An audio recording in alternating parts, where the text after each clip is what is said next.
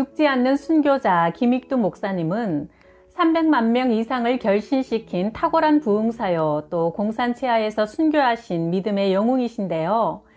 깡패로 살아가던 절망적인 인생에 성령님이 임하실 때 어떤 놀라운 일들이 일어나는지 들려드릴게요.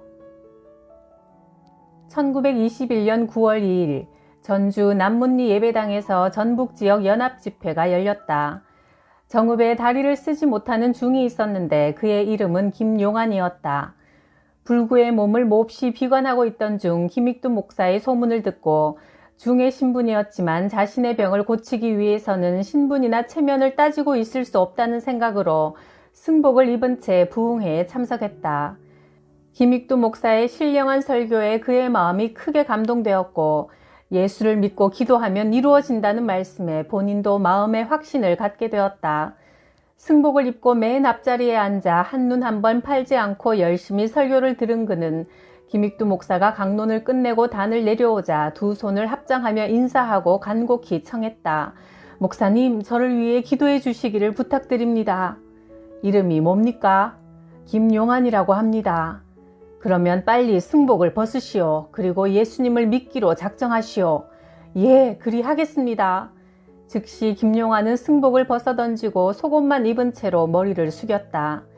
김익두 목사가 그의 머리에 손을 얹고 하나님께 불구다리를 고쳐주십사 하고 뜨겁게 간구했다. 기도가 끝났는데 김용환이 그대로 앉아 머뭇머뭇하고 있는 것을 보고 김 목사가 그에게 말했다.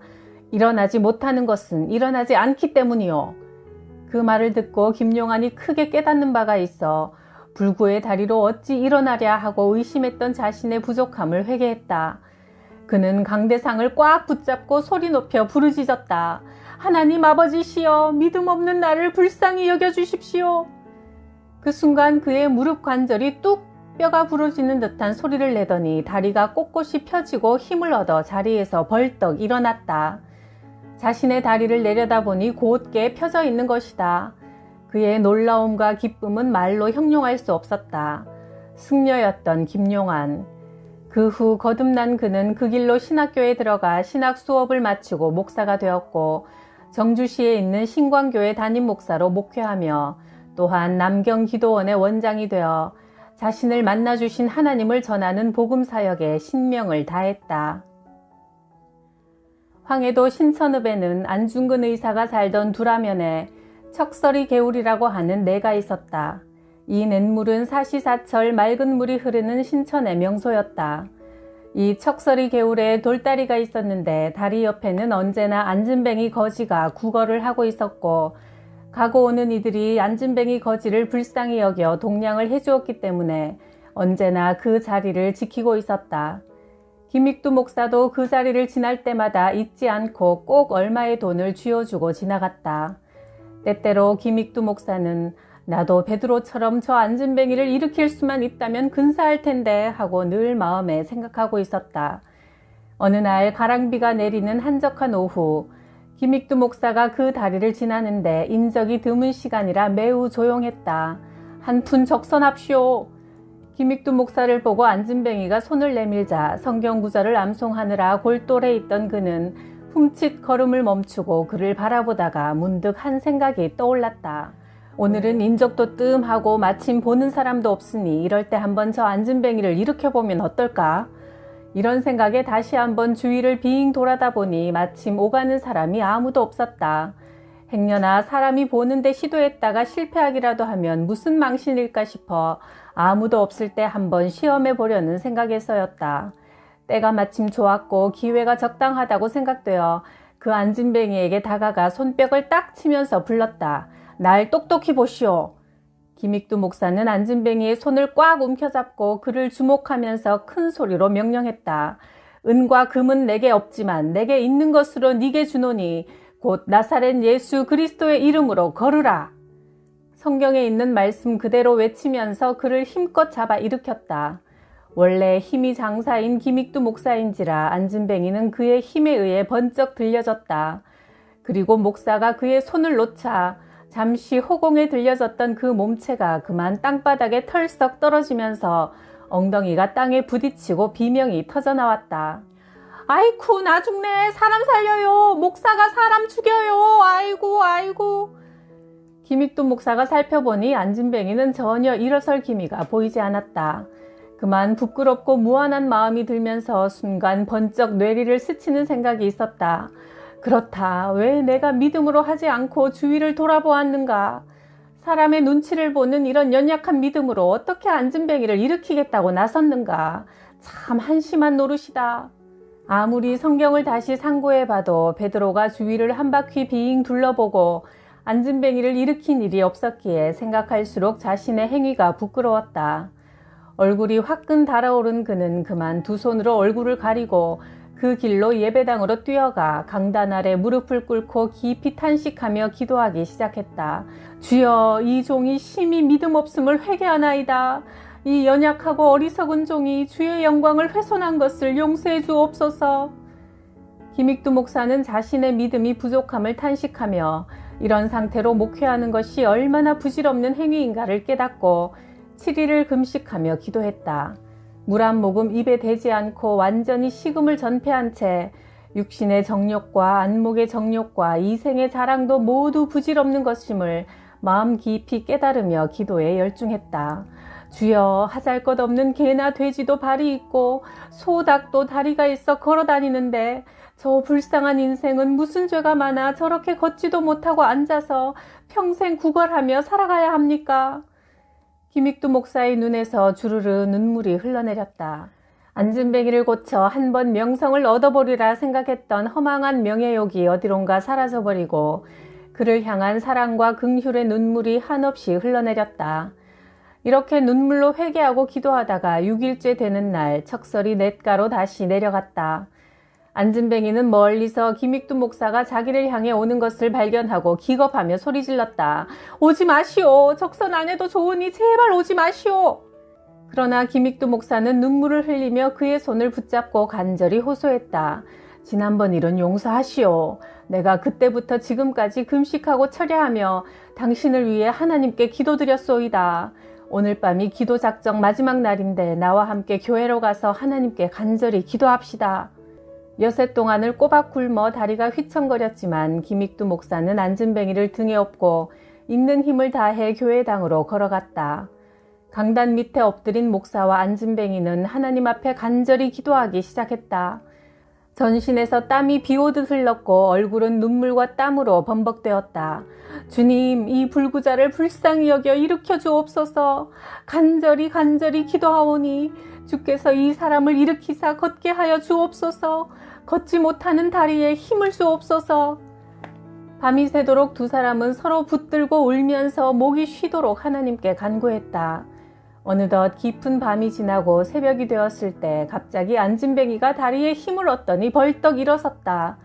한 걸음 두 걸음 발을 옮기더니 급기야는 예배당 안을 뛰어다니기 시작했다. 그는 너무도 기뻐서 두 손을 들고 만세 할렐루야를 외치면서 껑충껑충 예배당 안을 계속 돌아다녔다. 감사합니다. 김익두의 하나님이시여. 고맙고 감사합니다. 김익두 목사가 안진뱅이의 뛰는 모습을 자세히 살펴보니 두 다리는 곧게 뻗어있고 성한 사람의 발과 조금도 다름없이 뛰고 있었다. 황해도 신천 서부교회 헌당식을 마친 직후 한국 기독교 100년사에 최초로 나타난 이 기적이 일어난 것이다. 신천 사람이면 누구나 다 잘 알고 있는 척설이 냇가의 안진뱅이가 갑자기 일어나 자기 발로 걷고 뛰어다니는 모습을 보고 놀라지 않는 사람이 없었다. 이 소문은 삽시간에 입에서 입으로 전해져 황해도는 물론 평양과 서울까지 퍼지고 전국 방방곡곡에 전해졌다. 이때로부터 한국 기독교사에 이적의 첫 봉화가 올랐으며 놀라운 성령의 역사가 일어나기 시작했다. 이후 김익두 목사는 30년 동안 수많은 병자를 성령의 능력으로 고치는 불의 종으로 크게 쓰임받았다. 그가 사람을 의식하며 명예욕에 사로잡혀 행할 때는 실패했으나 오직 치료자 되신 예수 그리스도의 이름으로 주님을 바라보고 믿음으로 행할 때는 이와 같이 성령의 역사가 일어난 것이다. 1921년 8월 13일 봉산군 사리원교회 부흥회에서 한 사람이 일어나 큰 소리로 말했다. 그는 한 손에 붕대와 손뭉치를 들고 있었다. 저는 안악군 동문면 동창리에 사는 최석황이라는 사람입니다. 제 나이 62이올시다. 제가 25살 때 옆구리에 종기가 생겼는데 제대로 치료를 하지 않았더니 안에까지 썩어 들어가 더러운 진물이 자꾸 흘러나와 이렇게 솜을 가지고 다니며 닦아야 했습니다. 그런데 김익두 목사님의 기도를 받고 난 뒤 이제는 깨끗이 나아서 상처 구멍이 이렇게 완전히 아물었습니다. 그는 우쩍고리를 들어올리며 허리에 상처 났던 자리를 손가락으로 가리키며 사람들에게 보이고는 감았던 붕대를 풀어 앞으로 내던져 버렸다. 이제는 이 붕대나 솜이 쓸데가 없으니 필요 없습니다. 이것이 하나님의 은혜가 아니고 무엇이겠습니까? 나는 20년 전에 예수를 믿다가 타락했습니다. 이제 다시는 예수를 배신하지 않겠습니다. 그는 큰 소리로 외쳤다. 김익두 목사가 그에게 다가가 말했다. 다시는 죄를 범하지 말고 예수님을 잘 믿으시오. 그러나 안타깝게도 후일 최석황 씨는 다시 타락하여 하나님을 배신하더니 교회를 떠나고 말았다. 그리고 믿음에서 떠난 생활을 계속하다가 아물었던 그 상처가 다시 덧나서 전과 같이 심한 고통을 받더니 급기야 그 병으로 죽고 말았다. 1919년 12월 5일 대구 근처 현풍읍내 현풍교회에서 김익두 목사를 초청해 부흥회를 진행했다. 그곳에 박수진이라는 거지 행각으로 살아가는 사람이 있었는데 10여 년 전 사고로 아래턱이 떨어져 마음대로 먹을 수도 말을 제대로 할 수도 없는 병자가 되어 이 집 저 집 남의 대문을 두드리며 동냥을 해서 먹고 살았다. 그가 대문을 막대기로 두들겼기 때문에 막대거지라는 별명이 붙어 있었다. 이 박수진이라는 사람이 김익두 목사의 소문을 듣고 부흥회에 참석해 맨 앞자리에 앉아 열심히 설교를 들었다. 박수진은 턱이 다물어지지 않고 너덜거렸기 때문에 곧 김익두 목사의 눈에 띄었다. 여보시오, 그 턱은 어떻게 하다가 그렇게 되었소? 그러자 박수진이 대답을 못하고 눈만 껌뻑거리고 있으니 옆에 앉은 성도가 대신 대답했다. 목사님, 그 사람은 말을 못합니다. 그 말을 들은 김익두 목사는 그만 가슴이 뭉클해지면서 불쌍한 생각이 들어 눈물을 글썽였다. 그를 위해 기도하여 보낸 후 김익두 목사는 불쌍한 막대거지를 위해 집회 기간 동안 7일간 금식 기도를 작정하고 그날부터 하나님께 매달려 불붙는 듯한 기도를 시작했다. 새벽, 낮, 밤의 연속 집회로 육신이 매우 피곤할 터이건만 김익두 목사는 계속 금식하면서 더욱 힘이 넘치는 설교로 하나님의 말씀을 전했다. 마침내 부흥의 마지막 날 새벽 집회 때 박수진의 턱이 놀랍게도 깜쪽같이 들어붙어 원상 회복이 되었다. 신경과 근육이 회복되어 완전히 정상인의 얼굴로 돌아왔다. 박수진이 너무 감격해서 감사합니다, 할렐루야 하고 소리를 질렀는데 말이 제대로 나오는 것이다. 그는 얼마나 기뻤던지 소리를 지르며 온 동네를 뛰어다녀 사람들을 놀라게 했다. 온 교회가 기뻐하고 하나님께 영광을 돌리며 찬미했다.